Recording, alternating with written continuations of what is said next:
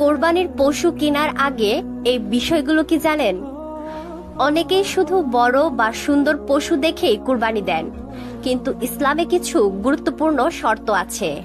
প্রথম কথা, কুরবানির পশু হতে হবে গরু, ছাগল, ভেড়া, দুম্বা বা উটের মধ্যে থেকে। আর পশুর নির্দিষ্ট বয়স পূর্ণ হতে হবে।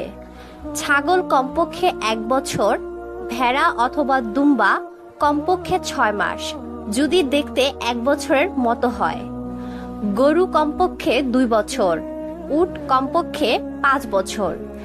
আরেকটা গুরুত্বপূর্ণ বিষয়, পশু অবশ্যই সুস্থ হতে হবে। অন্ধ পশু, খুব রোগা পশু, খোঁড়া পশু, কান বা লেজের বড় অংশ কাটা পশু, এসব দিয়ে কুরবানি সহি হয় না। কারণ আল্লাহর জন্য আমরা সবচেয়ে উত্তমটাই দেওয়ার চেষ্টা করি।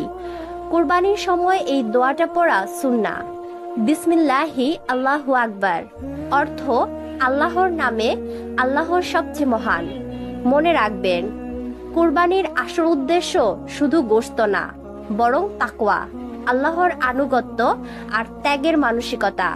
তাই পশু কেনার সময় শুধু দাম বা সৌন্দর্য না, সহি নিয়মও জানুন আর নিয়ত করুন, হে আল্লাহ, এই কোরবানি আপনি কবুল করুন।